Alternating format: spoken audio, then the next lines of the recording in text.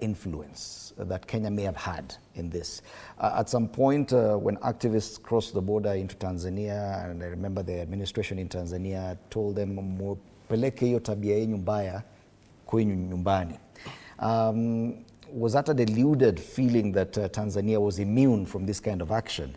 And could this just as well be a result of some of the influence that our Tanzanian neighbors have gotten from us in the last few months or so? Thank you so much, Fred.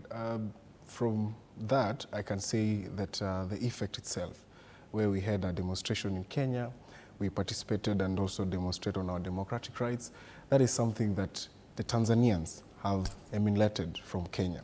And that is something that even if we look back to during the World War time, you see the country whom there were close borders, particularly could form alliances at the time, because it brings the history. Why is it that your neighbor, whichever is sided with one ally, then it becomes very easier in terms of the sphere of influence. So from that, we can see that the effect of our demonstration, the effect of using digital tools, the effect of calling a spade, whichever in any instance where you see a leader is not backsliding democracy. So that's something that the Tanzanians learned from us.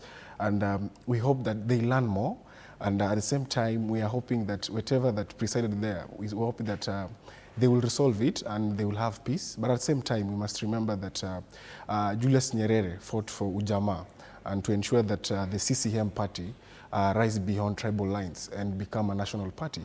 But as you observe the way Samia Suluhu is doing, then is backsliding democracy that was forged by the late Julius Nyerere. So these are the things that also it concerns Tanzanians. And remember, Samia Suluhu is born and baked in Zanzibar, which now is like a minority region in Tanzania. So sometimes to convince the entire vast Tanzania itself, it becomes very difficult. So that's why you find he resolved to this kind of tactics of jailing opponents, suppressing them through the cutting off the social media, because they don't want people to express themselves. So this kind of tactics comes from people who are desperate to win power, and by that chance, we don't know even if she won it, because probably maybe no one voted for her. So I'm asking myself, what kind of a person you are? Anyone going to vote for you?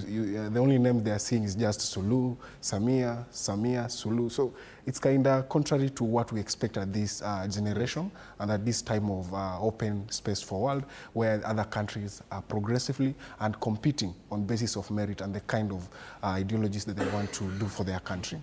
Rejoice, what does this do to female politicians? Because if she's elected, then she becomes the very first female president in this, elected female president in this region. Yet the kind of repression, the level of repression you're seeing in Tanzania, no one would have expected.